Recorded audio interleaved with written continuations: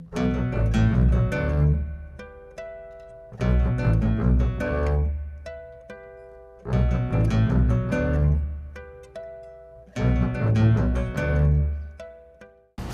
a presentar a Antonio Salas, primero la parte formal y después las historias que tienen más jugo. Antonio Salas es un biólogo peruano. Él empezó a hacer sus investigaciones con anfibios en Perú, en la selva amazónica y en los Andes de Perú. Ha desarrollado muchas consultorías para organizaciones no gubernamentales, para el gobierno y para iniciativas de cooperación internacional. Desde hace 4 años se metió en el controversial campo de la minería para incorporar la gestión de la biodiversidad como un componente esencial del manejo ambiental de las empresas, y actualmente tiene un mes en Panamá. Lo contrató la compañía minera Panamá como gerente de biodiversidad y forestal en un nuevo proyecto minero que nos va a platicar y que está en una zona de selva pues bastante pristina. Antonio aprovechó la vuelta a México para hablar con el corredor mesoamericano, porque Panamá es el otro extremo del corredor mesoamericano. Entonces se reunió esta mañana con Pedro Álvarez para platicar de qué proyectos se pueden hacer en colaboración. Y yo conocí a Antonio en 1995-96, cuando algunos de ustedes todavía no habían nacido. Tuve la oportunidad de conocerlo y él me llevó al Amazonas en Perú y me llevó muchas veces y a los Andes. Cuando lo conocí a Antonio me sorprendió porque es un biólogo que siempre ha trabajado independientemente. Generalmente antes de la minería trabajaba como consultor y él originaba sus propias iniciativas. Cuando lo conocí ya había él descrito algunas especies de anfibios en el Amazonas sin estar con ninguna institución académica, y además hizo una iniciativa para crear una barrera en la cuenca amazónica, en la región de Tambopata, de sitios de ecoturismo y de escuelas de educación ambiental que permitieran pues establecer como una barrera para que no hubiera un desarrollo más urbano hacia la zona, y además la gente pudiera aprender sobre las selvas en un lugar que realmente es paradisíaco, donde se encuentran las colpas, estos sitios donde cientos de guacamayas, de las que Perú tiene pues mucho más especies que México, se juntan a comer en los acantilados, comen tierra, parece ser para desintoxicarse de las semillas con sustancias tóxicas que comen. Después de eso empezamos a hacer una serie de cursos a través de Latinoamérica con Antonio, en varios países, en Cuba y en otros lugares, y después le perdí la pista un poco cuando se entró a la minería. Les digo que es un campo interesante porque muchos biólogos le huimos a trabajar con empresas mineras o empresas forestales o empresas petroleras, porque realmente es una gran responsabilidad y son tareas bastante difíciles y muy criticadas desde afuera. Y de hecho es uno de los problemas que tiene ahorita en Panamá, que muchos investigadores no quieren meterse a trabajar con compañías mineras, y las compañías mineras pues van a seguir haciendo lo que hacen, ¿no? Entonces actualmente tiene un mes en Panamá trabajando en una zona selvática y nos va a platicar pues de los desafíos que es estar trabajando con la biodiversidad en una zona que está siendo explotada por minerales. Muchas gracias, Antonio, un placer tenerte aquí. Muchas gracias. Muchas gracias, Carlos. Creo que me paso para este lado ahora, está más cómodo. Gracias, y con Carlos, la verdad, sí, tengo un sentimiento de tanta amistad hacia México. Realmente Carlos es uno de los mejores embajadores de México en Latinoamérica. Él no solamente nos muestra el cariño, la simpatía de los mexicanos cada vez que él lleva a cabo una actividad, y hemos tenido tantos intercambios en tantos países con otros grupos, sino que tiene una personalidad que realmente satisface conocerte y ser tu amigo. Muchas gracias por tu introducción. Carlos les ha presentado un poco sobre mí y quiero incidir un poco en esto, ¿no? Porque realmente desde joven siempre me metía en problemas y entonces causaba muchas molestias en casa, muchos regañones y todo, y creo que siempre fue porque siempre me gustaba hacer cosas que otros no hacían, o me gustaba curiosear mucho en la naturaleza. Las carreras cuando converso ahora con mis amigos, las carreras de caracoles era una de mis entretenimientos que recuerdo de niño, y lamentablemente ahora voy a los parques donde los recogía para poderlos observar y ya han desaparecido totalmente. Teníamos unas mariposas bellas en la ciudad antes, en donde yo vivía, y me acuerdo que yo recogía las orugas, y lamentablemente con el paso de los años esas plantas fueron reemplazadas por otras que son simples, muy fácilmente de reproducir. Las orugas desaparecieron, las mariposas que eran tan hermosas desaparecieron de la ciudad, y ahora pues los jóvenes, cuando me pongo a pensar que mi hijo pasa casi el 100% de su tiempo en un ambiente totalmente artificial, me siento pues qué pasó realmente, que nos hemos olvidado de nuestra realidad, de que somos parte de la naturaleza, ¿no? Entonces creo que eso un poco motivó que siempre me metiera a buscar temas que eran un poco conflictivos o interesantes de desarrollar. El tema de la experiencia, de generar, de entender, y me gustó mucho. En la mañana tuve una conversación con el doctor Álvarez. Él me comentaba estábamos hablando sobre temas en el corredor biológico y la importancia de las acciones que deberían desarrollarse para poder promover que esto no desaparezca, ¿no? Que se mantenga. Y uno de los puntos en común que encontré del ejemplo de experiencia en el Tambopata era que realmente las zonas de amortiguamiento no tienen sentido si las personas que viven dentro de las zonas de amortiguamiento no tienen el entendimiento del rol que podríamos esperar que ellos desarrollen para la conservación de las áreas, ¿no? Y ese rol no lo van a poder entender si ellos no sienten la valoración de sus desempeños, de las actividades que desarrollan, y no reciben el apoyo de quienes estamos quizás viviendo en otros ambientes. La iniciativa de trabajar con albergues de ecoturismo en Tambopata fue eso, por ejemplo. Los albergues de ecoturismo en la zona de amortiguamiento trabajaban antes solamente con guías extranjeros, que eran generalmente jóvenes ingleses, alemanes, que iban a la selva de Perú, les gustaba la zona y se quedaban, y para vivir hacían el guiado y ganaban muy bien. Pero eso tenía varias connotaciones, que no se mostraba la comunicación real de lo que queríamos representar sobre el Perú a los visitantes.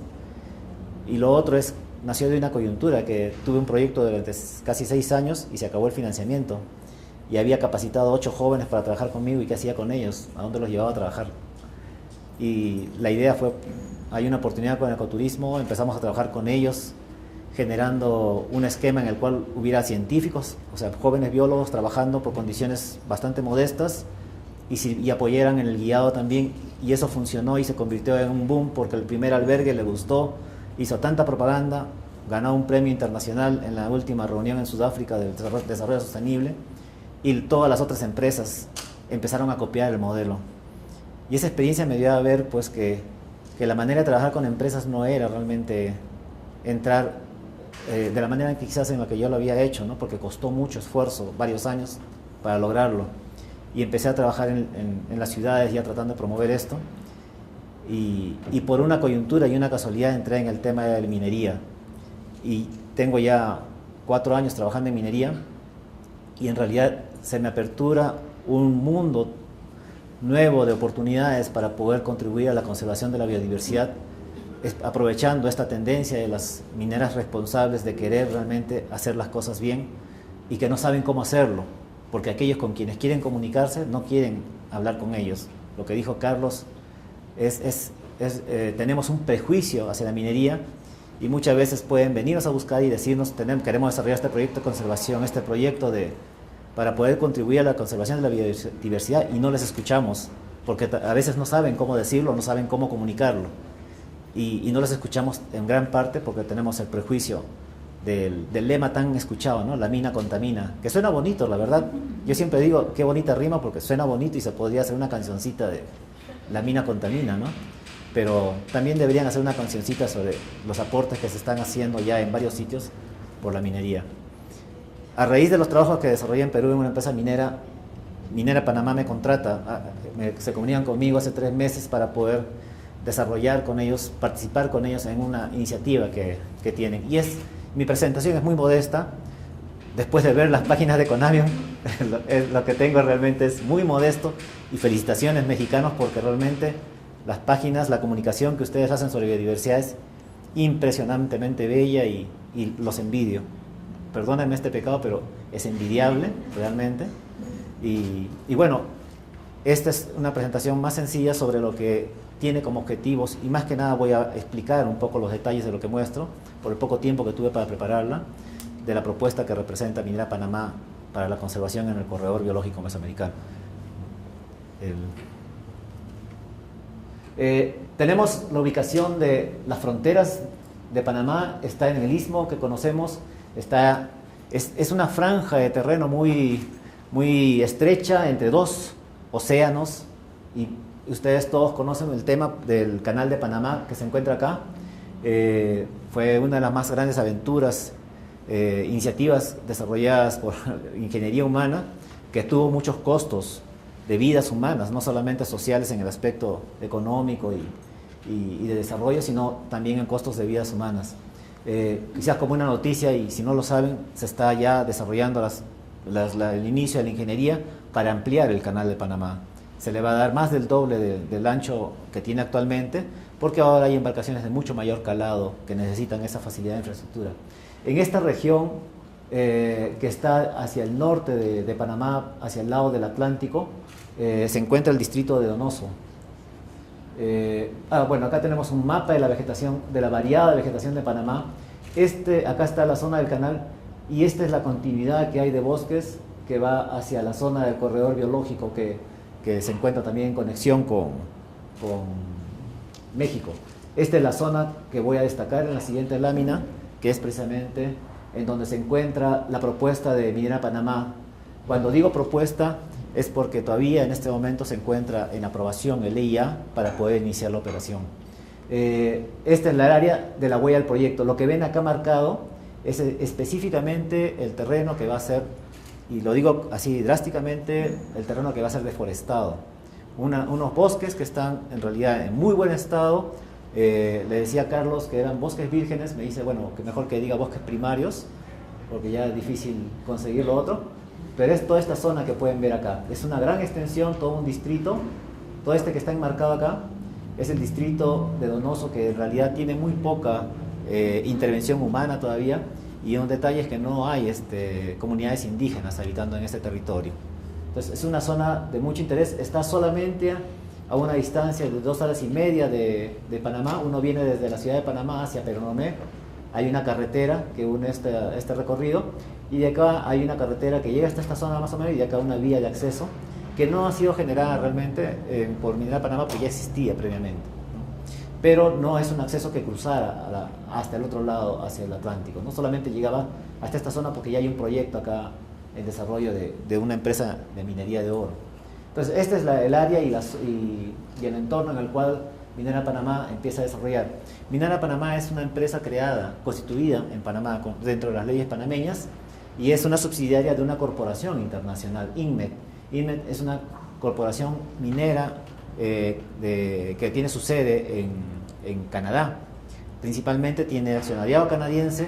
Ellos tienen operaciones en países como España y otros de Europa, y Canadá mismo, y tienen ya 50 años de experiencia trabajando en minería, y tienen políticas muy fuertemente enlazadas con la preocupación ambiental y con todas las otras políticas internacionales de desempeño para minería responsable.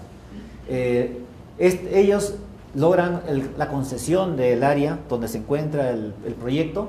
Esta área, cuando se hicieron las exploraciones, encontraron que el yacimiento de cobre que hay en la zona tenía un 0.41% de pureza. Esto les dice el grado de calidad. La calidad del cobre en esta zona, lo que van a extraer es casi comparable a lo que hay en Chile, y es muy probable que Panamá se convierta en el segundo país en toda Latinoamérica en producción de cobre cuando inicie sus operaciones. O sea, prácticamente de una escala de los 20 primeros, a nivel mundial, Panamá estaría entre los 10 primeros productores de cobre del mundo, lo cual ya les habla de la importancia del proyecto, ¿no? El proyecto tiene un ciclo de vida potencial de más de 30 años. Esto lo hice, esto lo había copiado la semana pasada, pero justo después de copiar esto ya me enteré de que la proyección se ha ampliado ya a 40 años de producción esperada, bajo los estándares actuales. Como saben, estos proyectos mineros dependen mucho del valor de mercado que tiene el cobre en este momento. El valor del cobre garantiza una muy buena, garantiza, digamos, o justifica la inversión que están planificando hacer, porque ellos lo que tienen previsto es de, perdón, acá me he equivocado, es de $500 millones de inversión que están planeando invertir en el lugar. Ellos tienen planeado invertir esto y estiman sacar anualmente el triple de lo que van a invertir inicialmente, con una producción, con un ingreso para Panamá que va a ser bastante significativo, porque va a ser casi igual lo que va a aportar este proyecto a las divisas de Panamá como lo que produce el Canal de Panamá. No sé si ustedes conocen, la economía de Panamá como país está basada en el Canal de Panamá. Prácticamente no hay otras actividades económicas que realmente representen un gran flujo de dinero para el sostenimiento del país. Entonces, si ustedes visitan Panamá, a mí me sorprendió cuando regresé ahora después de 20 años, la ciudad de Panamá parece Miami. Hay todo un desarrollo basado precisamente en el aprovechamiento del Canal de Panamá. La presencia del Canal de Panamá ha motivado todo un flujo comercial, la presencia de comerciantes de todo el mundo. Uno puede ver restaurantes de todas las naciones. Carlos justo estuvo ahí y vio que uno puede encontrar la comida que uno quiera del mundo, porque hay pequeñas comunidades de todas las comunidades más comerciales del planeta. Y eso explica el por qué se está convirtiendo en un centro de comercio internacional, y están promoviendo ahora que se convierta en un centro de banca internacional también, al estilo de lo que es Suiza. Entonces ahí solamente el Canal de Panamá ya representa una serie de ingresos al país que le permite tener una economía sólida y fuerte, que realmente está entre los países de mejor crecimiento económico en los pasados años, ¿no? Y si es que se desarrolla el proyecto de Cobre de Panamá, evidentemente que duplicaría los ingresos del país comparado con lo del Canal de Panamá directamente. Evidentemente la economía se va a fortalecer mucho más y el alivio de pobreza va a ser mucho mayor, en particular para zonas como aquellas en las que se encuentra el proyecto, ¿no? Esta es una imagen de lo que involucra el proyecto. El proyecto involucra 3 grandes tajos. ¿Qué es un tajo? Es un área donde vienen con maquinarias, se deforesta toda esa área y luego se empieza a extraer el terreno para separar una parte donde aquellas que saben que tiene rico material de cobre, que se lleva a las plantas de procesamiento que se encuentran acá mismo, y terreno que no tiene realmente cobre de calidad, que se coloca en el costado, ¿no? O sea, hay zonas donde se extrae el terreno y hay zonas donde se coloca el terreno. Entonces se origina una excavación que puede llegar hasta 300 metros de profundidad, y se origina al lado elevaciones que serían como pequeños cerros en el lugar aledaño al terreno, ¿no? Acá lo que están viendo ustedes son los de amarillo, que son los tajos que se espera desarrollar. Lo que ven en marrón son áreas donde se colocaría el desmonte, se le llama desmonte al terreno que se retira, ¿no? Y esta zona central, que es la zona de procesamiento. Entonces hay varias áreas que estarían afectando. Esta es una zona de relaves. Cuando hay la operación va a haber inevitablemente el procesamiento del material y se va a producir sustancias, aguas principalmente, que va a tener ciertos niveles de elementos que van a tener que ser procesados para poder ser liberados. Y parte del procesamiento involucra tener una gran presa para el relave, para que el agua, cuando realmente se libera ya al ambiente, sea de calidad aceptable para la vida acuática. O sea, es uno de nuestros objetivos, la garantía de asegurar que ésta tenga buena calidad para la vida acuática. Lo que ven acá es esto que comprende, me olvidé, los 3 tajos, la instalación de manejo de relaves. Esta es la carretera, lo que ven acá está en rojo. Es una carretera que se va a construir para sacar el mineral, porque el mineral se va a ir por vía acuática, por vía marina. Entonces también está contemplado construir un puerto y una planta de energía. La planta de energía va a alimentar todas las operaciones, va a tener su propia planta, y el embarcadero va a servir para enviar a otros países el cobre que se obtenga. Paralelo a esta vía a esta carretera, no sé si pueden ver acá un trazado de una línea, unos puntos, es la línea de transmisión eléctrica. Entonces son toda la infraestructura que se tiene considerado generar, ¿no? En total, el área de la huella, como se le llama a esto, todo lo que se va a transformar de esta zona, y sumado más lo de la carretera, más lo del puerto, y una franja paralela que es como una especie de zona de amortiguamiento, suma 5.600 hectáreas. Eso es lo que se va a destruir de bosque para poder desarrollar este proyecto de minería de cobre en la zona. Oye, y ahí lo que ves que todo esto está en la parte superior de dos cuencas. O sea que todo el impacto que puede salir pues va a irse a las dos cuencas hasta abajo. Si acá se derrama algo y se pierde, se va por acá. Acá se derrama algo, bueno, esto va a estar contenido porque todo el sistema del manejo de relaves involucra todos unos sistemas de contención planificados para asegurar que el agua que salpique realmente sea de buena calidad. En realidad esta es la parte más segura de todas, ¿no? Y la otra cuenca es esta de acá, ¿sí? Que serían las que podrían ser impactadas en caso de que haya un accidente, un derrame o algo por el estilo, ¿no? Esos serían los principales temas de preocupación en cuanto a la vida acuática, si lo tomamos, que es la principal vía de transmisión de cualquier polutante, en este caso, ¿no?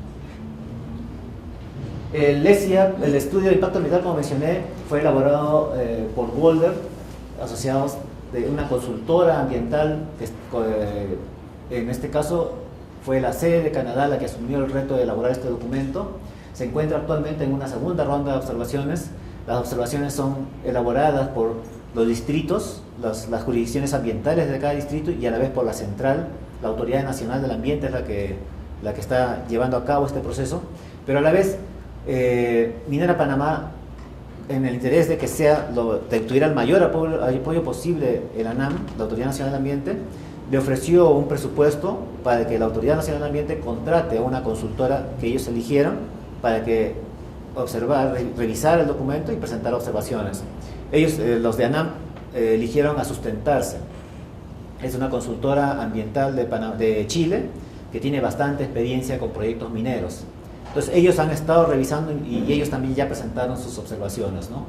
El único detalle y la preocupación que yo he visto cuando he visto las observaciones que nos llegaron a esta segunda ronda es que evidentemente el grupo Sustentarse son profesionales de un ambiente de bosques templados. Entonces muchas de las observaciones están ligadas a su realidad, a su entorno, que es muy diferente que un bosque tropical, ¿no? Todos han trabajado, por ejemplo, en proyectos de campo con vida silvestre. El mayor tema que yo he tenido que afrontar ahora al revisar las observaciones es el tema de la muestra, el tamaño de muestra, cómo se ubican las muestras. O sea, en un bosque templado es bien fácil porque prácticamente el bosque es abierto, ¿no? Pero en un bosque tropical es un mundo diferente de aproximación, ¿no? El documento contempla los compromisos que se deben adoptar para poder asegurar que se controle cualquier impacto sobre la vida silvestre o que se mitigue a niveles aceptables para no realmente afectar el entorno, ¿no? Y ese plan de manejo ambiental cuenta con dos documentos que son importantes, que uno de ellos es el plan de acción para la biodiversidad, que es el motivo de esta presentación, y el otro el plan de reforestación, que lo menciono por su afinidad con el plan de acción para la biodiversidad. Muchos de los conceptos del plan de acción para la biodiversidad están incorporados o tienen poder sobre el plan de reforestación, ¿no? ¿Qué es un plan de acción para la biodiversidad? Perdonen que lo presente esto en inglés, no lo llegué a traducir, me había olvidado. Es un documento en realidad donde se describe todas las acciones de mitigación que puede tener una empresa comprometida para actuar, para asegurar que las especies del ambiente, las especies del entorno no sean afectadas a niveles que puedan llevar a criticidad a nivel, por ejemplo, poblacional, ¿no? el objetivo que ha adoptado Minera Panamá para su plan es el impacto neto positivo a la biodiversidad. Voy a dejar este concepto para el final, para poder hablar un poco más, ¿no? Pero es un concepto que ahora se está imponiendo mucho entre empresas, entre grandes corporaciones, entre grandes empresas, como una realidad de gestión para la biodiversidad, ¿no? Involucra análisis de riesgo, impacto y planes de mitigación. Muchos de estos análisis ya están elaborados en el estudio de impacto ambiental, pero son reanalizados para incorporarlos en un plan propio para la biodiversidad, ¿no? Y es un documento dinámico, cambiante, porque está muy influenciado por las características del sitio y por el incremento o cambio en el conocimiento que adquirimos en su propia ejecución. El concepto de manejo adaptativo está incorporado en estos planes como una necesidad indispensable, principalmente porque tenemos muchos vacíos de información, carecemos de información sobre muchos aspectos de gestión y porque cada caso, en cada actividad que emprendamos en un sitio en particular, nos lleva a diferentes retos específicos, ¿no? Por eso estos documentos tienen que ser muy flexibles en adaptarse rápidamente a los cambios que Oye, disculpa, ¿en ese plan es implementado por Minera Panamá o participan varios sectores, gobierno? El plan es un plan de la empresa se compromete a ejecutarlo y es un documento que como la empresa ha decidido, incluso hay empresas que han optado por elaborar sus planes y los tienen separado de la gestión del EIA. En el caso de Minera Panamá ha decidido incorporarlo dentro del EIA. Entonces este plan está sometido a que debe ser presentado a la autoridad ambiental, aprobado, y una vez aprobado establece, por ejemplo, el seguimiento de la autoridad ambiental para que se verifique el cumplimiento del plan. La autoridad puede supervisar este desempeño y cuando se quiera hacer cambios del plan se tiene que someter a la autoridad la aprobación del cambio. Entonces hay todo un proceso ahí que Minera Panamá ha tomado esa decisión de hacerlo de esta manera, ¿no? Es una gestión bien complicada porque yo particularmente no hubiese querido meterlo en el EIA, hubiese querido tener más libertad para poderme mover independientemente de estar sometido a una entidad que en realidad muchas veces está sometida a intereses o a necesidades burocráticas de gestión, ¿no? Pero bueno, la empresa decidió adoptarlo así como una manera de ser transparente en su gestión para este tema, ¿no? Este plan contempla una serie de medidas de control y mitigación. Es usual, cuando ahora ya muchas empresas llevan a cabo proyectos, involucran programas de rescate de flora y fauna. ¿En qué consisten estos programas? Si van a intervenir en un área, establecen toda una planificación para que ingresen equipos de profesionales con asistentes y ayudantes de campo para poder extraer de esa área todos aquellos individuos de especies que puedan ser importantes para fines de conservación de la biodiversidad, ¿no? Tenemos cuadrillas de 40 personas que está planificado para que ingresen a las áreas antes de que entre el talado. Una semana antes están ingresando para aplicar una serie de procedimientos para poder obtener el movimiento de estos animales, ¿no? Como ustedes saben, la fauna va, si es que vienen el personal que va a extraer, va a trabajar o deforestar un área, lo lógico que va a pasar es que la fauna va a empezar a escapar, pero hay individuos que pueden quedar. Por ejemplo, tenemos mucha preocupación sobre nidos de aves, en particular rapaces, grandes rapaces que son de mucho interés, o aves que pueden ser, que están en las listas de especies de interés para el país, ¿no? Entonces el procedimiento involucra, por ejemplo, que ingresen biólogos con sus asistentes a buscar nidos de estas aves.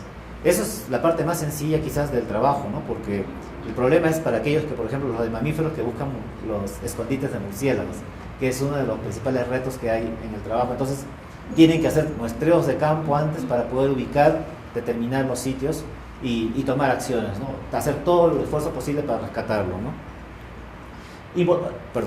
Involucra también la restauración de áreas intervenidas. Cuando el proyecto acabe, el objetivo es que todas las áreas que alteró van a volver a ser reforestadas para que se vuelvan bosques similares a aquellos que están originalmente o aquellos que están muy cerca. La única excepción de esta regla van a ser los tajos. Los tajos no van a ser cubiertos, no van a ser rellenados para convertirlos para cubrirlos de bosque nuevamente. Se van a quedar como tajos, se va a permitir que se llenen de agua y se van a convertir en lagunas a largo plazo. Entonces eso va a ser uno de los aspectos también clave del proyecto. Son 2.600 hectáreas de superficies de espejo de agua que se van a generar, o sea, se va a crear lagunas artificiales en este entorno donde no había ni una sola laguna en esa zona, ¿no? Precisamente una de las observaciones que hemos recibido lo veían como un impacto negativo la generación de estas lagunas en el área, y discutiendo, viendo las potencialidades, todos sabemos, y en Panamá hemos estado averiguando, buena parte de los humedales de Panamá han sido transformados para convertirlos en zonas urbanas. Entonces, buenos territorios de muchas especies de aves en particular de las migratorias, han sido destruidos, y esto les permitiría tener un suplemento de territorio para cuando hacen sus migraciones o para estadías, ¿no? Entonces ahí habría otros aspectos que habría que evaluar para poder ver si los impactos son a largo plazo positivos o negativos para el área, ¿no? Entonces hay un compromiso de restauración de áreas intervenidas que está incorporado y enlazado con el plan de reforestación de la empresa, ¿no? Y también la empresa contempla la reforestación por compensación. Esas 2.600 hectáreas, si bien se van a quedar convertidas en lagunas, y podría verse como positivo en el balance, igualito la empresa ha adoptado el compromiso de que se van a reforestar el doble de esas 2.600, o sea, 5.200, en otras áreas fuera del área de influencia del proyecto.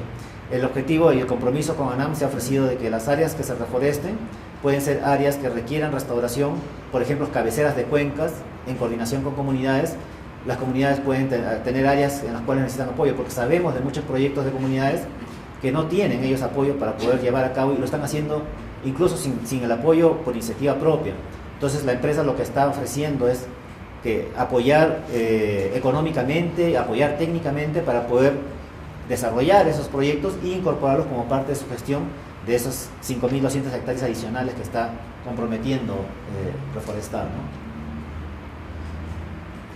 El rescate de flora y fauna comprende una serie de procesos. Por ejemplo, tenemos identificaciones de listas de especies de interés, le llamamos las EDI. Estas listas de especies se establecen entre aquellas, por ejemplo, especies endémicas, especies de las listas de conservación del país, listas de especies amenazadas, listas de especies internacionales, o criterios de científicos nacionales que dicen esta especie no está en la lista, pero sí consideramos que es oportuno incluirla por tal consideración, ¿no? Las listas son sometidas a iniciativas internacionales también para que las revisen, y todas estas especies, cuando se hace el rescate, son el principal foco de interés de los equipos. El personal recibe capacitación antes de participar en estos eventos.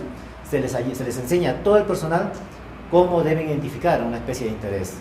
Y la verdad es un reto increíble, particularmente porque hay muchas especies muy parecidas. Por ejemplo, el género Anthurium, hay varias especies de Anthurium y no todas tienen el mismo criterio de valoración. Y tenemos que llegar hasta el nivel prácticamente de paratoxónomos con el personal asistente del proyecto, ¿no? Se captura y traslada un porcentaje de la población. El proyecto ha contemplado no recolectar todas las, por ejemplo, si encontramos orquídeas en una área, no se movilizan todas las orquídeas. Se selecciona, por ejemplo, de un número de 100 se llegan a recolectar 20 ejemplares que sabemos que pueden tener características que van a permitir que al llevar a las otras áreas puedan sobrevivir, ¿no? Entonces el compromiso no llega hasta el alcance de rescatar todos los individuos presentes en el área, ¿no? Y el seguimiento y monitoreo de la translocación. Las especies, actualmente tenemos procedimientos, pero estamos buscando perfeccionarlos, porque actualmente se tenía contemplado solamente el reubicarlos en áreas aledañas al proyecto, ¿no? Entonces esto tiene que ser bien aclarado, porque es evidente que uno puede estar talando en un área y de repente al lado del proyecto hay otro tipo de asociación de vegetación dentro de la cual esa especie que queremos trasladar no es lo apropiado.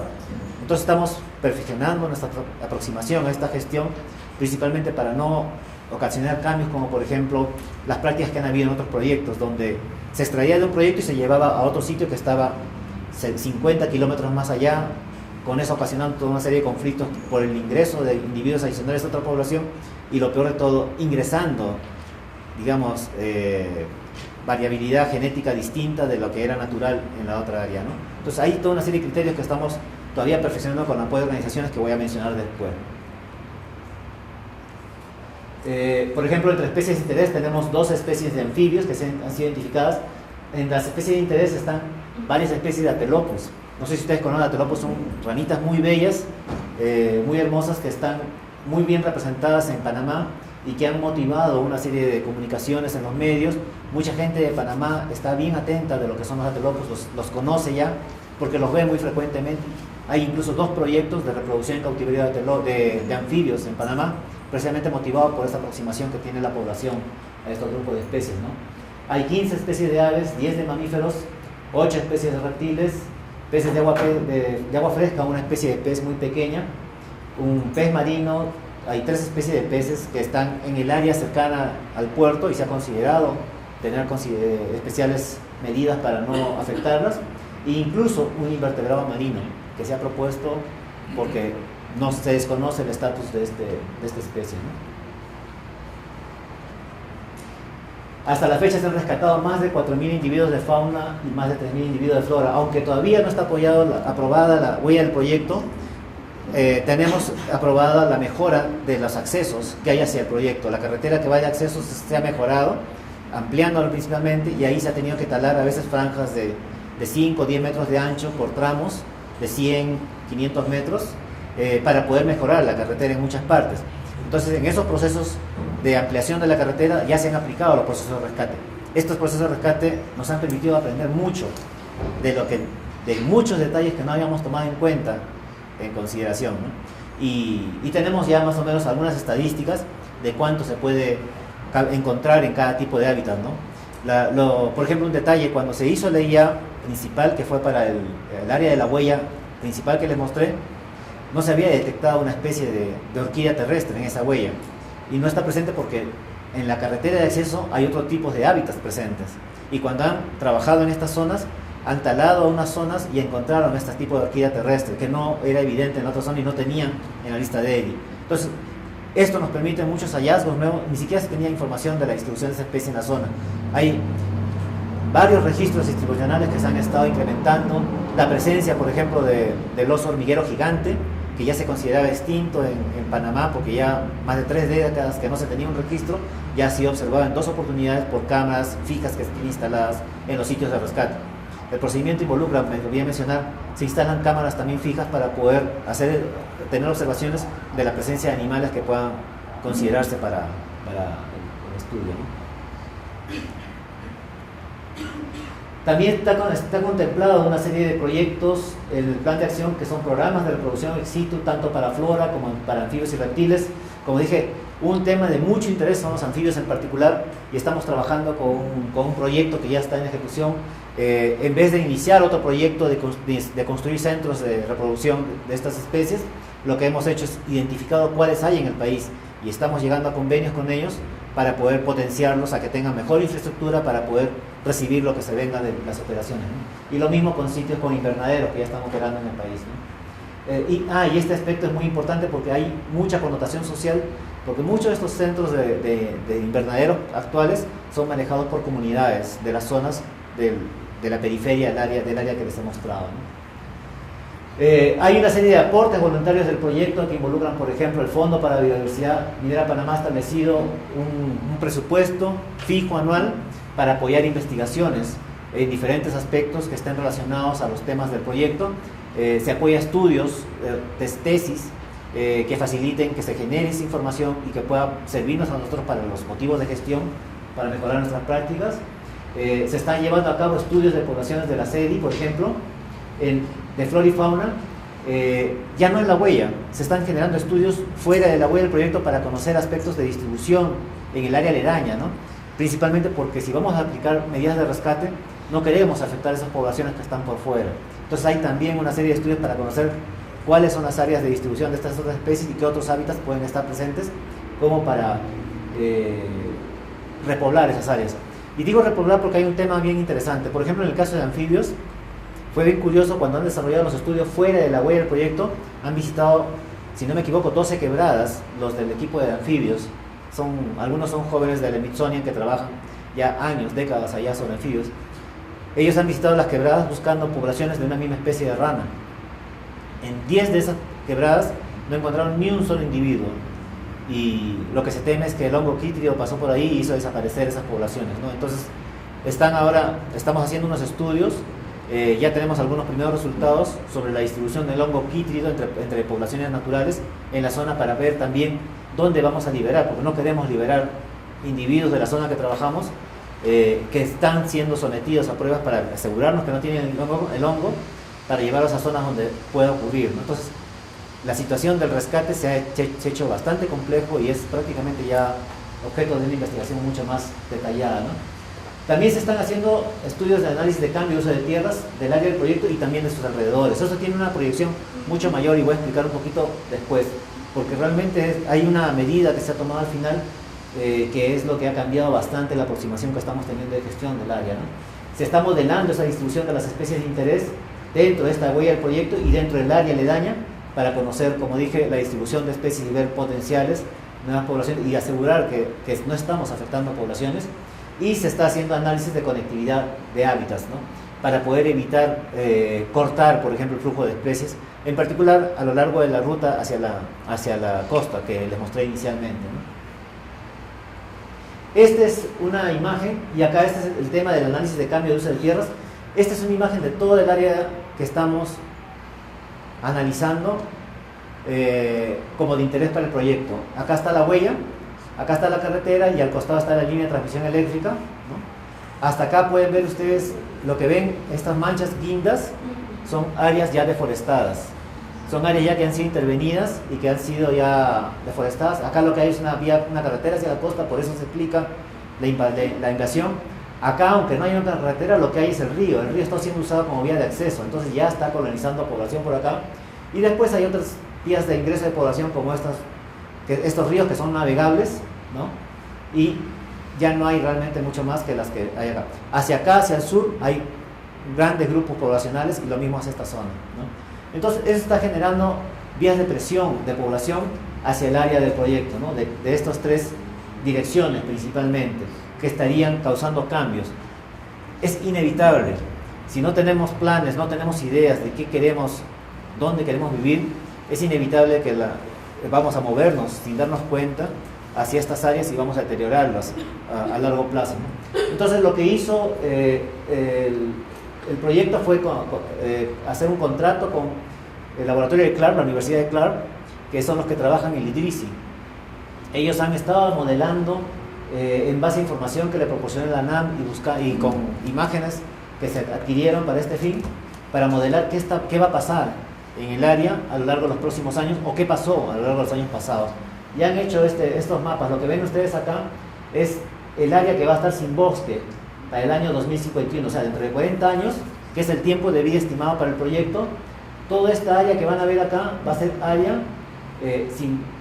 toda esta área oscura que ven acá y esta área que ahorita está sin bosque, pero toda esta área naranja es lo que va a quedar sin bosque como proyección futura, sin presencia del proyecto, ¿no? Entonces, lo que van a quedar son islas, como ven acá, estos pequeños tramos. Se va a deforestar un estimado de 84.000 hectáreas en este lapso de 40 años, que es lo que estaría teniéndose como resultado del proyecto, ¿no? O sea, el análisis de Clark ha sido mucho más amplio que solamente esta área que estamos viendo acá, y llegaron a hacer análisis también en estas áreas de proyección, ¿no? Entonces, evidentemente, lo que estamos teniendo es que va a haber presiones sobre el área más allá del alcance de las medidas que nosotros podamos querer implementar para proteger las especies. Estamos haciendo estudios sobre la flora y fauna de esta zona que están acá. Se están haciendo estudios de poblaciones tanto en esta zona de acá como en esta zona de acá. Y porque estábamos pensando que si nosotros contribuíamos a asegurar el conocimiento de esas áreas, se podrían conservar realmente, ¿no? Acá pueden ver un gráfico sencillo de la proyección de cómo se va a deforestar, ¿no? Si nosotros no intervenimos en ninguna acción y se mantiene esa tasa actual de deforestación, el bosque va a ir reduciéndose hasta un aproximado de 130.000 hectáreas, ¿no? Que es la línea roja, para dentro de 40 años. Si se toman las medidas que estamos nosotros proponiendo para poder aminorar esa deforestación del área, se estima que se va a llegar a deforestar hasta reducir hasta 195.000 hectáreas aproximadamente. Lo que la empresa ha propuesto es la creación de un área de conservación para esta ecorregión. una propuesta que involucre no solamente la protección del área, sino también motivar algunas estrategias de desarrollo sostenible de las comunidades aledañas para que ellos se conviertan en la frontera viviente de defensa de esta área, o sea, desarrollarles a ellos alternativas que les permitan un autosostenimiento más, ¿cómo decirles?, más satisfactorio, mantener una mejor calidad de vida y en mi objetivo específico como parte de biodiversidad, que les genere a ellos una conciencia del valor de la biodiversidad para que ayuden a contribuir a la protección del área, ¿no? Entonces, si establecemos estas medidas, se puede contribuir a reducir mucho todavía más la deforestación del área y asegurar así una mayor área protegida de la deforestación. Varias alianzas estratégicas se han tenido que generar para todo el trabajo que estamos desarrollando. La primera iniciativa que se logró asegurar fue la alianza con el Zoológico de Houston. Ellos asesoran y coordinan el apoyo al Centro de Conservación de Anfibios en el Valle de Antón, EVAC. Tienen un programa de reproducción cautiverio de especies de anfibios y coinciden muchas de las especies con las que trabajan con algunas de las especies de interés que tenemos para el área. Entonces, nosotros hemos llegado a un acuerdo con ellos para poder, cuando saquemos individuos de esas especies con las que trabajan, para que sean llevados para el mantenimiento en cuarentena en las instalaciones que se van a construir. Cuarentenas, manejo temporal en cautividad, para asegurarse que los individuos están en buen estado y para hacer después su reubicación en áreas apropiadas, ¿no? en condiciones adecuadas. Esto hay, no solamente, ahora hemos visto que la medida que habíamos pensado inicialmente de trabajar con una sola iniciativa no iba a ser suficiente. Actualmente ya estamos en conversaciones con una segunda iniciativa, que es una que lidera por un científico del Smithsonian, y tenemos ya el plan de implementar un centro de mantenimiento en cautividad móvil, provisional, que estaría inmediatamente en el área del proyecto, para poder así asegurar un mejor manejo de los individuos, ¿no?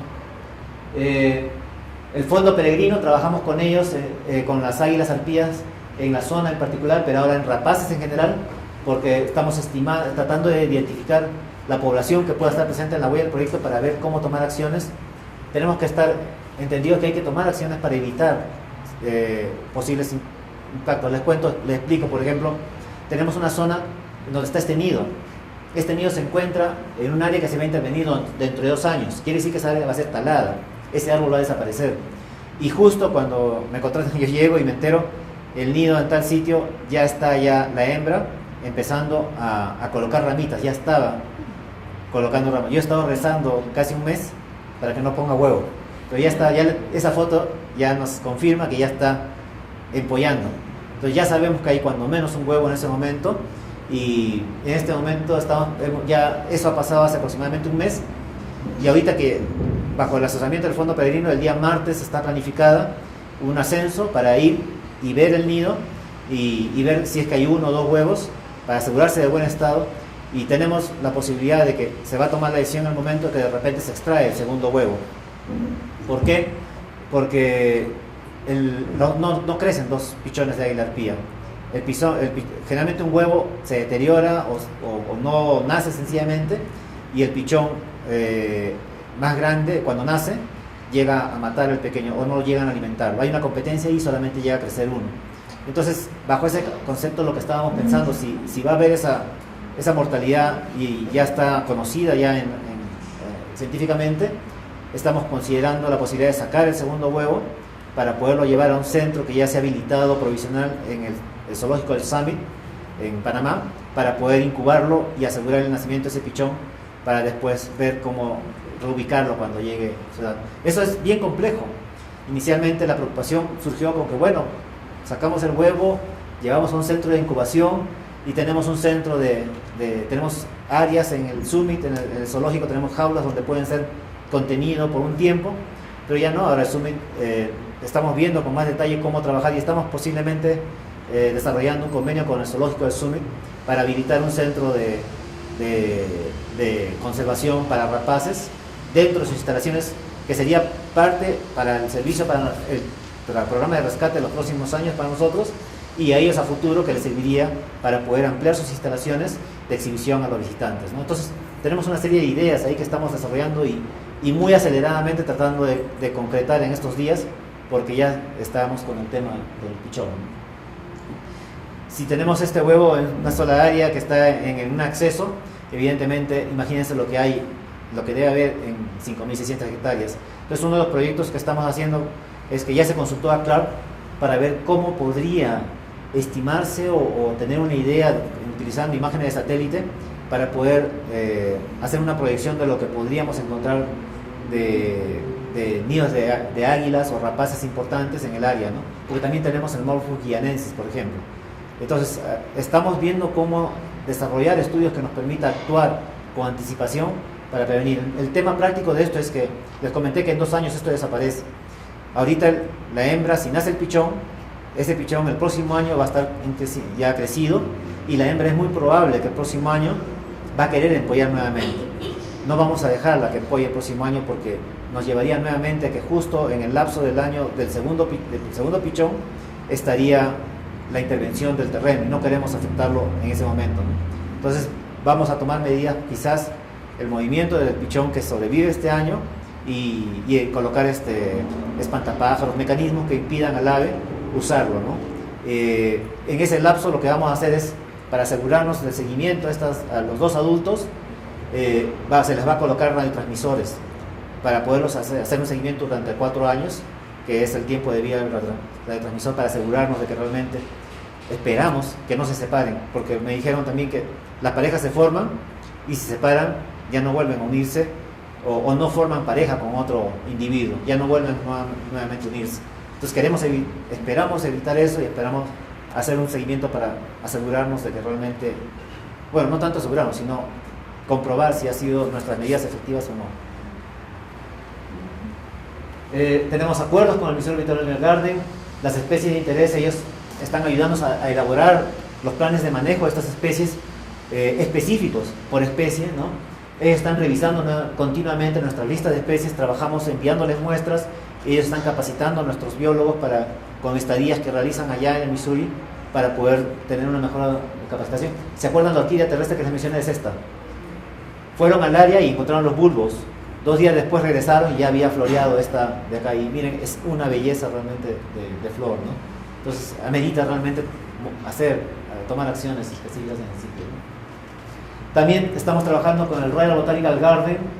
Tenemos un banco de semillas nativas, directrices para manejo de especies. Ellos están estableciendo las guías de cómo manejarlas en el campo, ¿no? Cómo trabajar también el tema de la restauración ecológica. Nos están ayudando a perfeccionar nuestros planes de restauración ecológica, ¿no?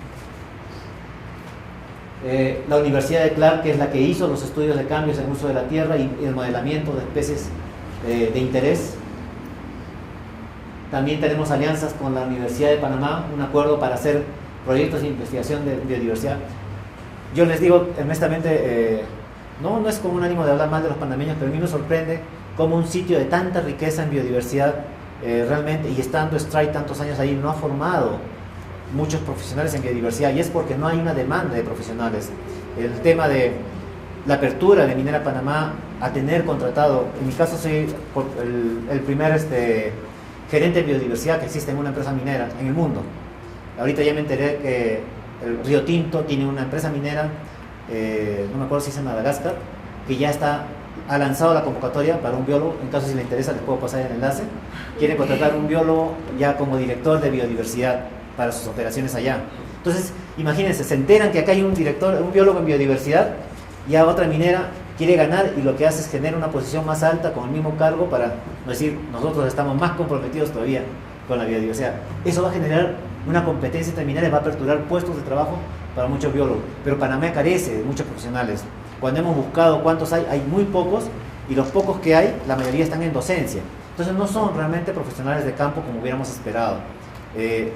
Más sabe una persona local de las zonas en las donde estamos trabajando actualmente que los propios biólogos de campo que tenemos. Entonces tenemos que trabajar conjuntamente con ellos hasta que haya un desarrollo de habilidades de los biólogos que están trabajando con nosotros, ¿no? Actualmente en mi empresa somos 5 biólogos.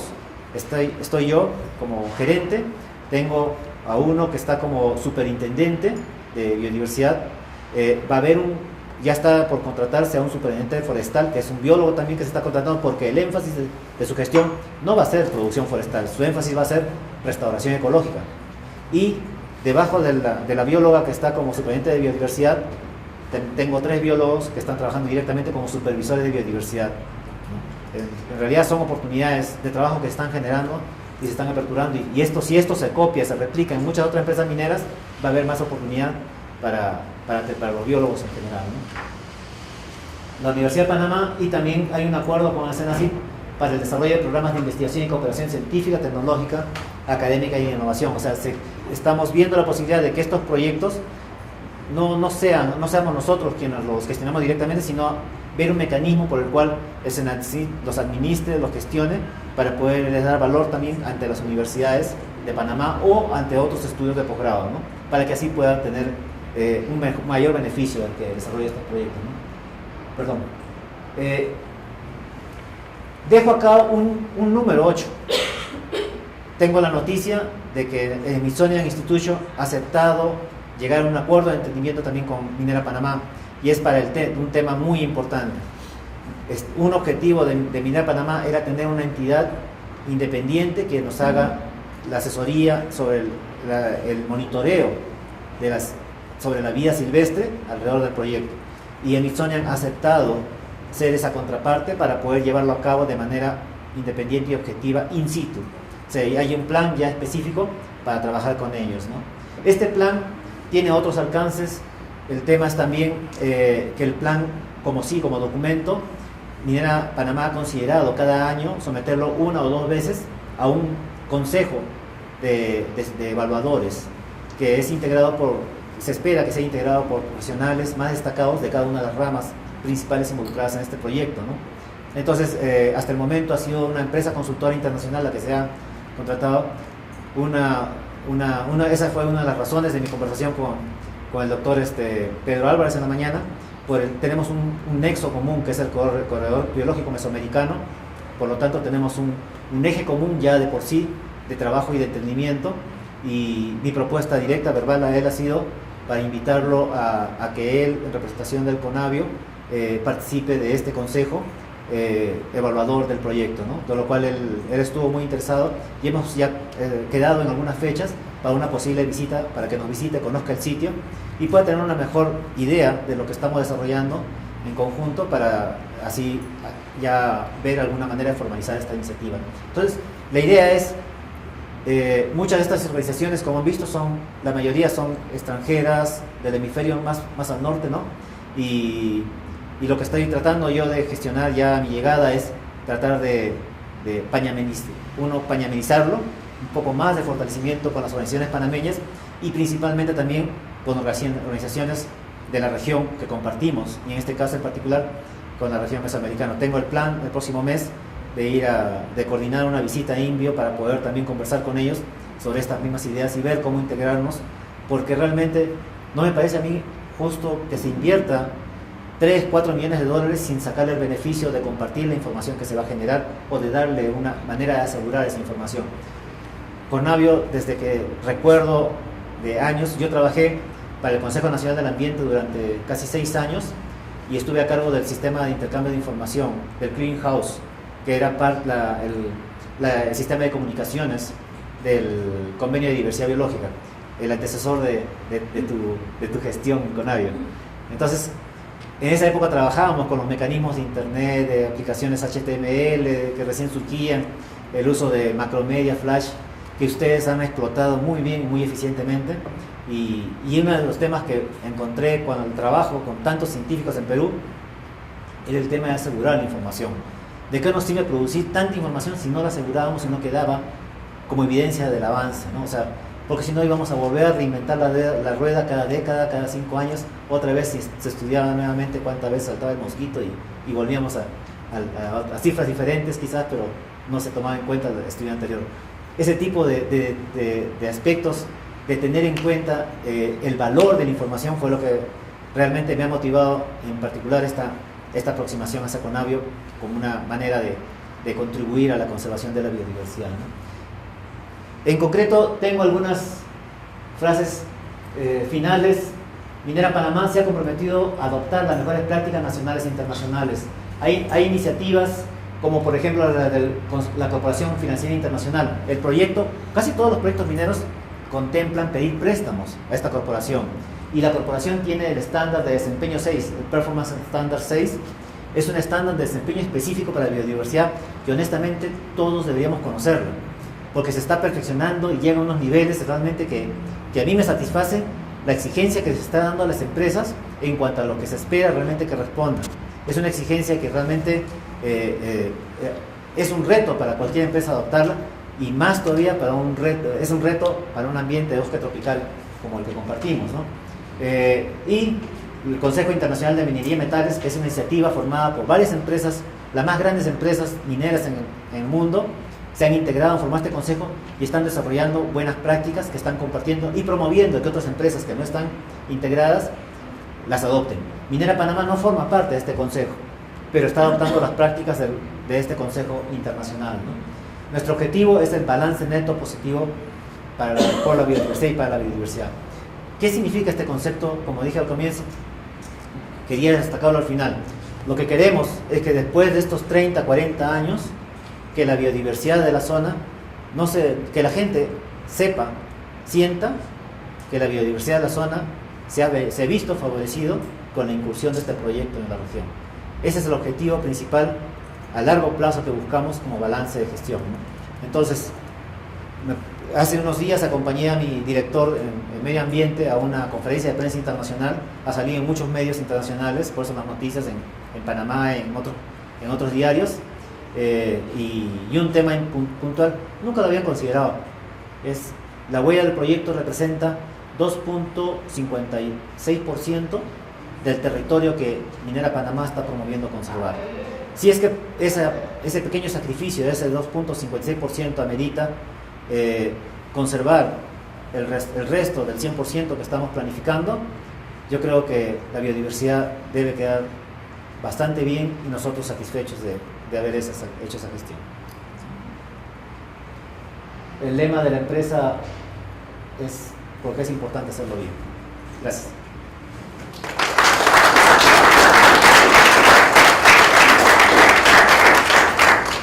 Si tienen preguntas, comentarios, críticas. A mí me gustaría hacer algunas preguntas. En la proyección que tienen hasta el 2050, la diapositiva donde está lo que va a quedar deforestado es esa, ¿verdad? ¿Dónde está el proyecto ahí? Esta es la huella del proyecto. Ajá. Pero dice que va a tener bosque en el 2051 y eso va a ser unas lagunas, ¿no? Ah, no. Si no hubiera la intervención del proyecto, no estamos diciendo esto sin intervención del proyecto de ningún tipo. Solamente ubicamos el proyecto para que sepan dónde quedaría. Es la presión natural. Es la presión natural de la civilización. Sí. Y entonces han hecho esta proyección con el proyecto. Con el proyecto la idea es lo que justo mostraba acá. No, aún sí, con el proyecto espacialmente sí.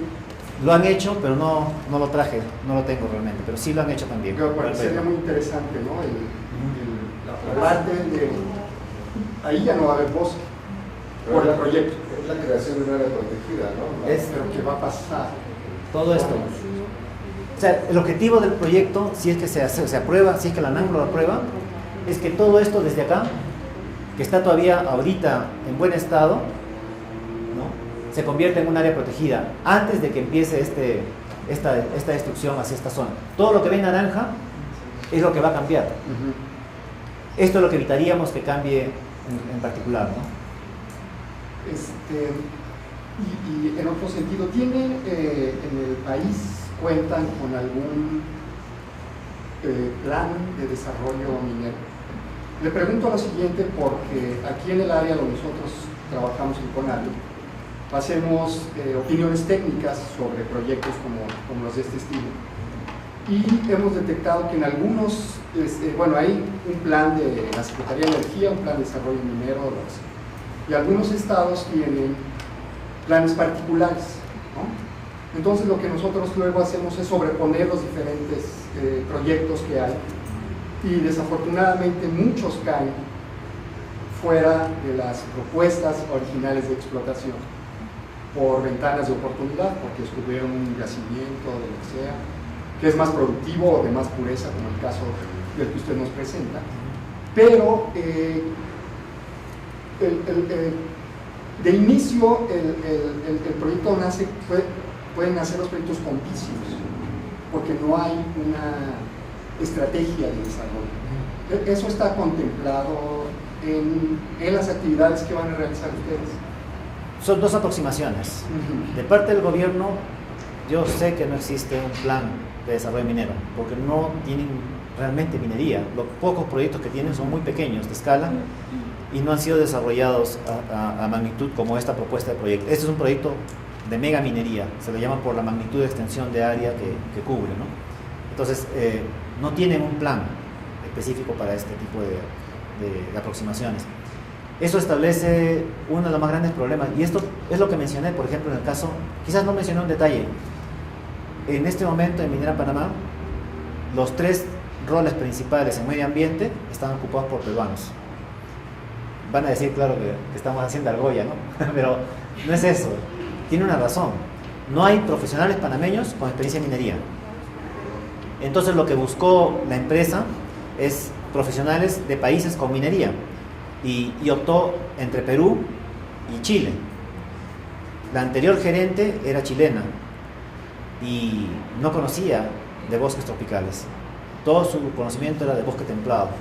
Entonces, al final, el que ha quedado de gerente actual ha pasado a director, y me han traído a mí para ver la parte de biodiversidad, reforestación, todo lo que contempla, todo viviente prácticamente lo manejo yo, y el otro peruano contempla todo lo que son las medidas correctivas de gestión, toda la gestión interna, como una fábrica.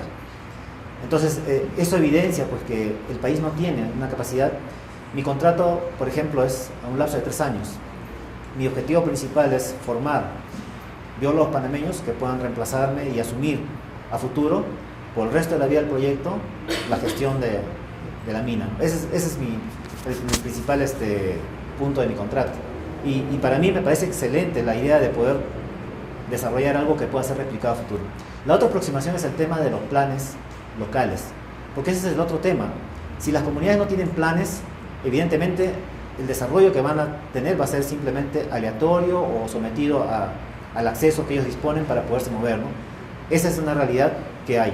Mucho de el tema de relaciones comunitarias de la empresa está viendo cómo trabajar con las comunidades en la zona para poder establecer pues mecanismos que nos permitan identificar las necesidades actuales, las oportunidades actuales que habría, para ver cómo generar sostenibilidad y asegurar que ellos son los que nos apoyen en esta gestión de sostenibilidad y no tenerlos como enemigos a largo plazo, ¿no? Lo que queremos es generar un mecanismo de trabajo con ellos que los fortalezca, a la vez que les haga sentirse bien y que desarrollen sin estarse moviendo más hacia el área del proyecto.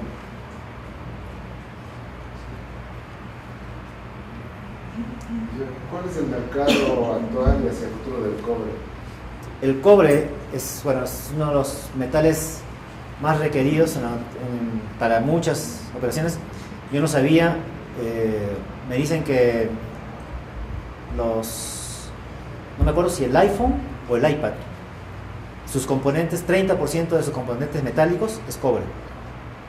Entonces es uno de los elementos más esenciales actualmente para el desarrollo de tecnología que estamos todos usando, ¿no? Es muy probable que este control remoto tenga mucho de cobre, y el valor actual del cobre ha subido. Entonces ahorita es un momento muy bueno para minería de cobre. O sea, como país puede optar por decidir: no queremos este proyecto hasta cuando realmente creamos que pueda ser necesario, ¿no? Pero eso puede llevar a que cuando sea necesario para ellos, pueda no ser necesario para otros mercados. En este momento el cobre ha logrado un valor mucho más alto. El otro metal que ha logrado este aspecto es el oro. En Yanacocha, por ejemplo, son 5 proyectos juntos. Son cinco áreas de tajos, depósitos de desmonte y depósitos de tratamiento para extraer el oro. Allá lo que se hace es se aplica lixiviación.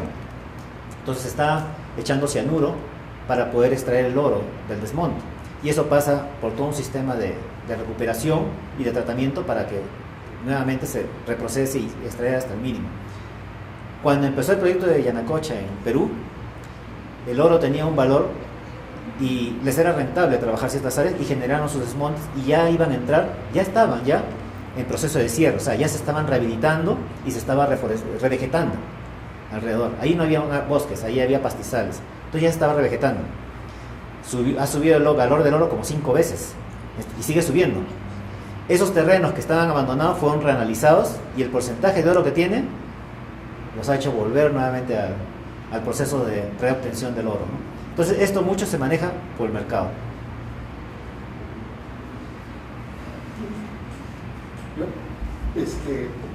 Me parece muy interesante cómo se mueven últimamente en términos de la evaluación estratégica, ambiental estratégica, la evaluación del impacto, hacia poner escenarios de remediación de los ambientes alterados por cualquier infraestructura.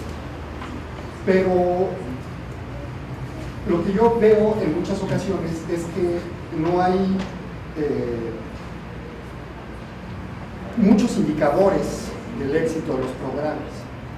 Por ejemplo, a mí se me hace muy complicado presentar un programa con sus indicadores de éxito, de supervivencia de fauna y flora, de mantenimiento del ecosistema, etcétera, para 40 años, ¿no? Eso ¿cómo se maneja? ¿Hacen una propuesta de cómo debe ser un plan de monitoreo a corto plazo y eso se escala a los 40, 50, N años? ¿O se da una propuesta inicial de qué va a pasar en esos 40 años? ¿Qué voy a medir? ¿Cómo? ¿Con quién?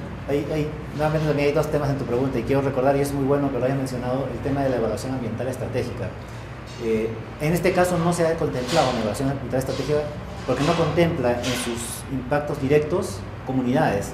Las comunidades actuales, ustedes ven la huella, están muy alejados, están realmente por acá. Aunque hay deforestación, estas son áreas realmente de colonos que no forman comunidades grandes. En cambio, las comunidades verdaderas son acá. Entonces, por eso es que no ameritaba una evaluación ambiental estratégica de desarrollo, como en este caso, ¿no? Pero el tema de monitoreo, tuve un buen profesor que me explicó que teníamos que tener control para todo, ¿no? ¿Te acuerdas, no? Porque si no quedas descontrolado. Esa es una expresión que tiene sus anécdotas en unas actividades que practicamos. En otro, no tengo en este momento, no tenemos una experiencia o resultados para mostrar, pero sí se está aplicando en otros casos. Implementamos monitoreos, en realidad muchas veces más de lo que es necesario, de acuerdo al plan de manejo ambiental. En el proyecto de Yanacocha, por ejemplo, el proyecto contempla el monitoreo no solamente de especies que se considera pueden estar afectadas por factores identificados en el EIA, sino se monitorea también otro grupo de especies para ver cómo está la biodiversidad en el sitio. Y el monitoreo involucra todo un diseño para poder asegurar tanto la relación real a los factores que estamos midiendo, como otros en donde no haya estos factores para poder asegurar. Este diseño se está manteniendo y se va a mantener durante toda la vida del proyecto, durante todo el cierre y también durante lo que se llama el post-cierre, para poder hacer un seguimiento de la es inevitable que pueda pasar eventos como por ejemplo lo del hongo quítrido. Y ha pasado, justo le comentaba yo a Carlos ayer, que tenemos una cuenca allá en donde hemos trabajado con 2 especies de peces en el río, una introducida y la otra nativa. Y nosotros tenemos nuestros datos de calidad de agua, nuestros datos de monitoreo de peces y todo. Y en las otras 3 cuencas, las poblaciones de nuestros peces pequeños que son nativos están seguras porque las de la introducida no puede ascender a esas áreas. Entonces la población también, pero en la otra sí puede ascender. Y esa es la trucha. Ha extinguido totalmente las poblaciones de los otros peces de todos los sitios. Hemos ido no solamente en todos los puntos de monitoreo que teníamos, sino que hemos ido a establecer otros puntos de muestreo fuera de nuestra área, fuera totalmente de áreas de intervención de la empresa. Hemos ido a sitios de comunidades, hemos pedido permisos para buscar los peces nativos en esa cuenca, ya no hay. Entonces ahí hay una historia, ¿no?, que no obedece a las descargas de la empresa, sino a una historia que se ha estado sucediendo ya a largo plazo desde la introducción de la trucha en la cuenca, ¿no? Yo tengo una pregunta para Eduardo. O sea, el proyecto suena impresionante, ¿no? Suena impresionante, a mí me suena impresionante. Parece ser que es una empresa comprometida, que están mejorando sus prácticas, que va a tener beneficios de investigación, de capacitación, de mil cosas. ¿Hay algo similar en México? Un proyecto así de impacto en donde haya este tipo de compromisos de las empresas. En términos generales, hablando otra vez de proyectos de mina o son los muy grandes infraestructura de una presa, proponen actividades similares, recuperación de especies, reforestación, mitigación. Cuando se puede hacer in situ, se propone. Lo que es un poco difícil de encontrar es el documento en extenso diciendo lo que va a pasar, cómo lo voy a hacer, etc. La mayoría de las propuestas tienen esto, porque tienen que estar en la manifestación de impacto ambiental. Entonces pone la medida como tal. La propuesta de qué tan eficiente puede ser la medida, yo digo que en mi opinión, bueno, en nuestra opinión, que trabajamos es el 90% de las veces no son medidas que tú pudieses sostener en un foro científico o social, que sería lo más grave. Es por eso el interés de querer tener este tipo de asesoría involucrada, ¿no? Porque esa es una gran realidad. Las empresas mineras van a contratar empresas consultoras porque por ley está obligado a hacerlo. O sea, las autoridades ambientales exigen que sea una empresa consultora la que lo haga.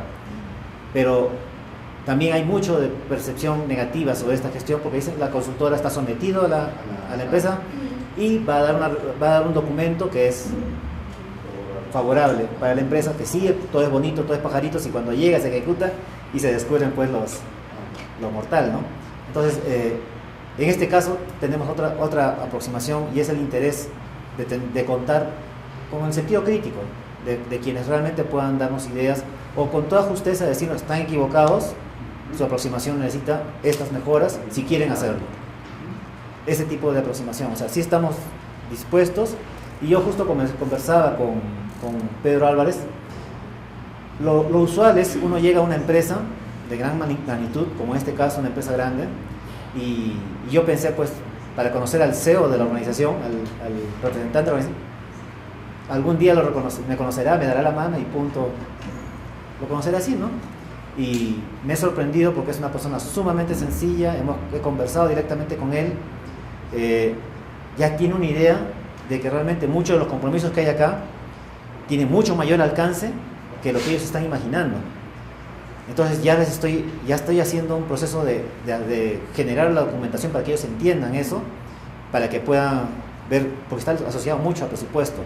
Hasta el momento no me han hecho ninguna observación sobre temas de presupuesto. Mientras que sea efectivo, mientras que sea algo eficientemente gastado, no ponen objeciones. Pero estoy en proceso de generar ese tipo de aproximación. Evidentemente, mi equipo dependemos mucho de los servicios de las consultorías, pero yo sí soy muy crítico también en eso de que las consultoras, es cierto, tienen profesionales muy buenos en ciertos aspectos, pero no logran concitar a aquellos que debemos participar muchas veces, ¿no? Y creo que tú lo dijiste ayer, Carlos, ¿te acuerdas? Que estábamos conversando de que muchas veces aquellos que deberían estar precisamente opinando no quieren participar. ¿Por qué? Porque no desean ser vistos como que están colaborando con una empresa minera que tiene una connotación negativa muchas veces, ¿no? Y yo siempre cuando me dicen eso repito una frase creo que es Raymond Burke, ¿no? Algo así como que si el mal logra el éxito es porque los buenos no hacemos nada, ¿no? Tenemos que hacerlo, ¿no? y ahora que hablabas de tus pláticas con el doctor Álvarez, ¿es posible, ha considerado que entre Tajo y Tajo poder meter ahí una bajada de corredor? En un proyecto así es imposible. Y la otra que hablabas también de las truchas, tienen considerado como un programa de especies invasoras, porque pues el flujo ahí de ida y de venida de tanto local como internacional pues, va a estar. Tenemos el tema de los corredores, fue una de las observaciones más destacadas. Te voy a decir que se ha hecho todas las observaciones y está documentado en el EIA, pero te digo que yo no estoy satisfecho. Y eso es parte de uno de los temas que vamos a investigar, reinvestigar y ser más preciso antes de que haya cualquier operación de la empresa, ¿no?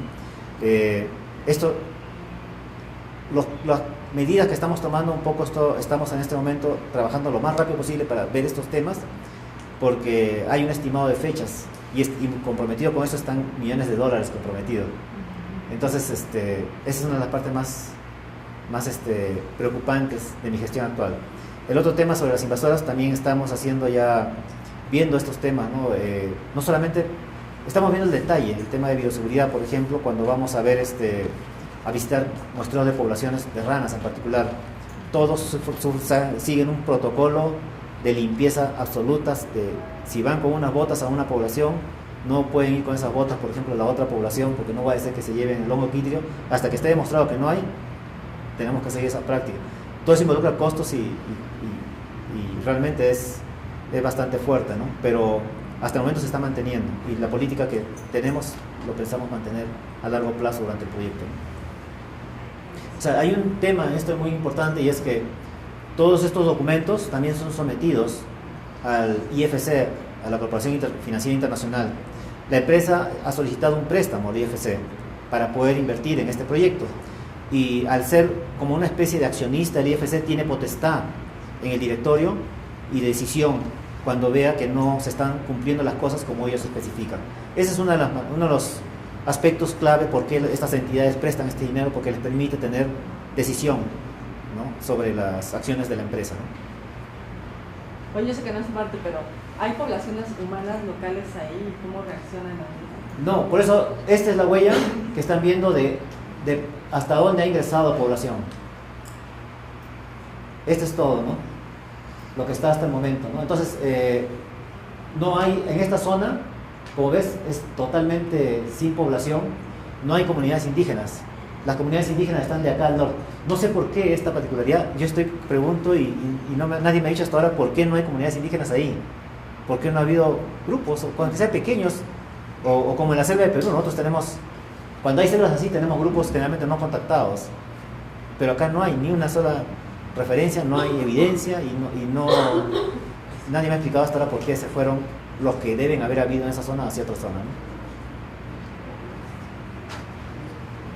Tenemos un grupo arqueológico trabajando en la zona también, y hay hallazgos, han encontrado. Acá hay en el Distrito Federal hay una zona que era antes una refinería de Pemex, y en la actualidad ha sido transformada en un parque ecológico. Personas documentadas han indicado que esos suelos están contaminados. Acá pudiera pasar lo mismo, ¿no? Que pudiera servir como un antecedente. A mí lo que me llama la atención es que al final del proyecto el espacio que se usó será generará un cuerpo de agua artificial. Y comentabas tú al inicio que entonces será una oportunidad para la llegada de aves, ¿no? De inicio yo creo que las aves tendrán que esperar la operación del proyecto y después, pues no sé, que se enteren, ¿no?, que hay un cuerpo de agua. Entonces se me hace muy, ¿cómo decirlo? Muy positivo ver un beneficio al menos en ese punto, ¿no? Claro. Quizás un detalle que tienen que saber es, cuando entra, por ejemplo, una empresa minera a estas áreas, lo que acostumbra es, evidentemente, va a talar el bosque, y hay una capa que es de vegetación arbustiva y terreno enriquecido, el terreno con los nutrientes, ¿no? Esa capa se mueve y se almacena temporalmente. Se llevan las capas y se almacenan temporalmente hasta el momento que cuando haya un terreno que se ha terminado de colocar ahí el desmonte, se compacta, se le da características de cómo está el natural y se usa nuevamente ese terreno del topsoil y se recubre, ¿no? Para asegurar de que realmente no haya este tipo de problemas, ¿no? Es evidente que hay filtraciones de todas maneras y esas filtraciones muchas veces son ácidas, porque los terrenos naturales lo hay, en las sierras sí. Acá hay una característica diferente en el terreno que parece que hay mejores condiciones para el control de este tipo de sistemas. La empresa lo que va a hacer es va a asegurar el sostenimiento a largo plazo de todo este sistema de control y de monitoreo para asegurarse de que realmente no se afecte. En el caso de la presa de relaves que se va a generar, va a tener toda una serie de características para asegurar que al final el espejo de agua tenga condiciones que permita pues el que no haya algo negativo para la flora que después, o fauna que después va a recolonizar esa zona, ¿no? Entonces sí hay todo eso se entra en la planificación del cierre en particular, ¿no? Y el tema del cierre es un tema que ya está incorporado dentro de la EIA, inclusive. Desde antes de que se genere el proyecto ya hay los principios del cierre, ya están documentados para poder decir, de acá a unos años cuando se elabore el plan final, estos fueron los principios bajo los cuales se elabora, ¿no? Claro, está sujeto a que de repente nuestro conocimiento cambia, la realidad del regional cambia. Por ejemplo, algo que yo he escuchado decir es, quieren que esa zona se convierta en zona ecoturística. Si van a quedar esos lagos de esas dimensiones, en realidad podría haber un desarrollo ecoturístico en la zona, ¿no? Ahorita no, nuestro compromiso es restaurar, dejar bosques naturales alrededor, que se vuelva a restaurar e integrar esas lagunas como parte del ecosistema. Y si es que hubiera un cambio de política del gobierno de decidir hacer algo, tendría que ser bajo un acuerdo o una proyección de ellos, pero no propiamente de la empresa. Pues muchísimas gracias, Antonio, otra vez.